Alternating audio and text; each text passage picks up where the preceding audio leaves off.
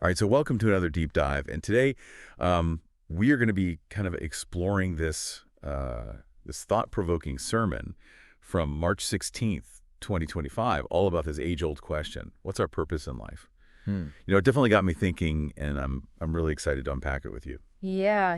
It's a question that's kind of resonated through history, hasn't it? And this sermon tackles it from like a spiritual angle, leaning heavily on the Bible. But even if you're not coming from like a religious background, Hmm. I think there are some universal truths we can uncover here for sure.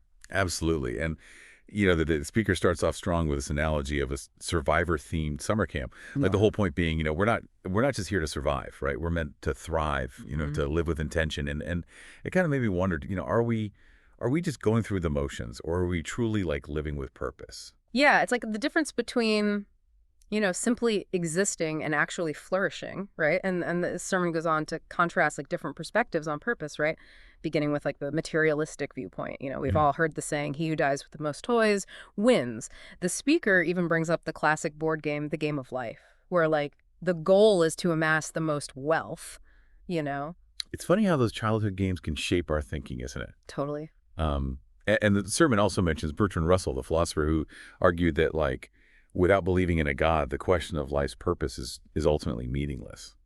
Yeah, and that's a valid perspective too. Yeah, It challenges us to consider where our own beliefs about purpose come from. for sure. And then the sermon shifts to like a spiritual perspective, focusing on King Solomon from the book of Ecclesiastes. Now, Solomon had it all: wealth, wisdom, power, but he ultimately found those things empty and fleeting. It's almost like he was the original influencer experiencing everything life had to offer and realizing it wasn't enough. And his conclusion was it was pretty powerful. Fear God and keep his commandments, for this is man's all. It's heavy. Yeah. What I find fascinating about Solomon's story is that it directly challenges that materialistic view, right? It suggests that maybe true purpose isn't found in like external achievements or possessions, but something deeper. For sure. And this kind of leads the sermon into the idea of accountability and stewardship. So if we believe we were created by God for a purpose, then we're responsible for how we live our lives, right? It's like we're entrusted with this precious gift, not just for our own enjoyment, but to use for something greater. And the speaker used the analogy of a steward managing someone else's property. Mhm. We're caretakers of the time, the talents, and the resources we've been given. And to illustrate this point, the sermon brings up one of Jesus's parables, the parable of the rich fool. This man was obsessed with accumulating wealth and possessions, but he neglected his spiritual life and his responsibility to others. It makes you think, are we focusing so much on building our own kingdoms that we're missing the bigger picture? It's a sobering thought, isn't it? Yeah, for sure. And this leads us to one of the central themes of the sermon, the idea that we were created for God's glory. The speaker points to the creation account in Genesis specifically, verses 26-29, where it says, we're made in God's image, called to be fruitful and care for the earth. And what's interesting is that work itself isn't presented as like a curse in the creation story, but rather as part of God's design. Of course, sin has made it more challenging, but I think there's something profound about finding purpose in our everyday work, no matter what it is. Yeah, absolutely. And this sermon also weaves in other verses in the Bible like Isaiah 43.7, Ephesians 2. And Ephesians 1.1 when odd or 12, all reinforcing this idea that we're created for something beyond ourselves. And I think this is where things can get tricky for people who aren't familiar with the Bible or Christianity. Like, what does it actually mean to glorify God? The sermon attempts to unpack this by introducing the Westminster Catechism. The Westminster Catechism, that takes me back Oh, yeah. to Sunday school, but for those who might not know, it's like a classic theological text. It kind of sums up the core beliefs of the Christian faith. Exactly. And it offers this beautiful definition of our purpose. Man's chief end is to glorify God and enjoy him forever. It's simple yet profound, wouldn't you say? Absolutely. But it still leaves us with that question. How do we actually glorify God in our daily lives? Right. That's where things get practical. The sermon points us to Jesus's answer when asked about the greatest commandment. Remember that famous passage about loving God and loving our neighbor? Oh, right, from Matthew chapter 22. I think it's easy to memorize, but harder to put into practice sometimes. It really is, but it gets to the heart of what it means to live a purposeful life. When we truly love God and love others, we're fulfilling our intended purpose. And this idea of love being the key Yeah. is echoed by Paul in Romans chapter 13. He says, love fulfills the law. If we truly love others, we wouldn't even think about harming them or breaking their trust. It's such a radical concept, isn't it? This idea that love can be the driving force behind everything we do. The sermon goes on to share the incredible story of Paul himself, which I think is a perfect example of this transformation through love. He goes from persecuting Christians to becoming one of the most influential figures in spreading the message of love and grace. Talk about a life changed by purpose. Yeah. So Yeah. if we buy into this idea that we were created for a purpose, how do we actually live it out? Does it require some drastic life overhaul? Not necessarily. The sermon offers a very reassuring message here. It's not about changing everything overnight, but rather aligning our everyday actions with this idea of loving God and loving others. I love that it feels much more attainable, like something we can all strive for. What are some examples the sermon gives? Well, it starts with the simple things: working honestly, providing for your family, teaching your children to respect others and be kind.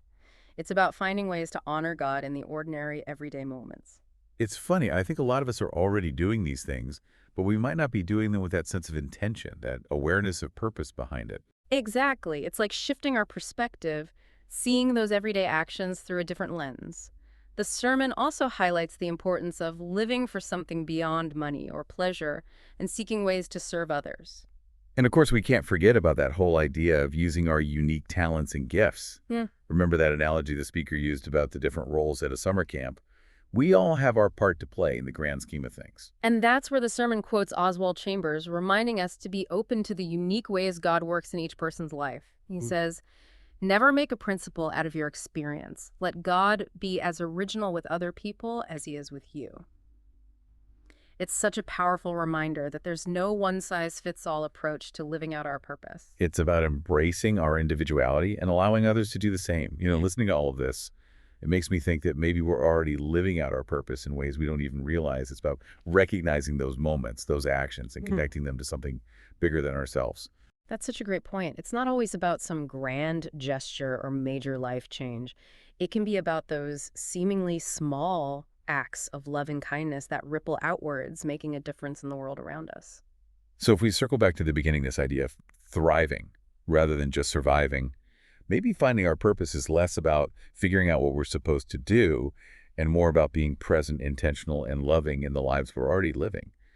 Yeah, it really makes you think, right? Like, what if purpose isn't about finding that one big thing, but about infusing, like those everyday moments with meaning? Yeah, it's a powerful shift in perspective. And I Yeah. think that's what this sermon is ultimately calling us to do, like to examine our lives, our motivations, and ask ourselves, are we truly living with purpose?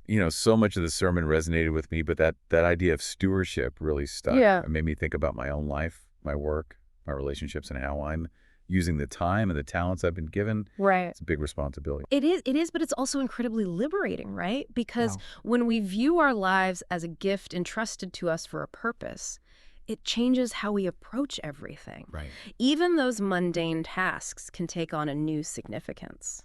And what about those of us who are still searching, still trying to figure out what our purpose is? Yeah. The sermon touched on that too, right? Like about how we don't need to have it all figured out. Absolutely. The message was very much about embracing the journey. Yeah. It's not about striving for some perfect predetermined path, but about being open to the unexpected twists and turns.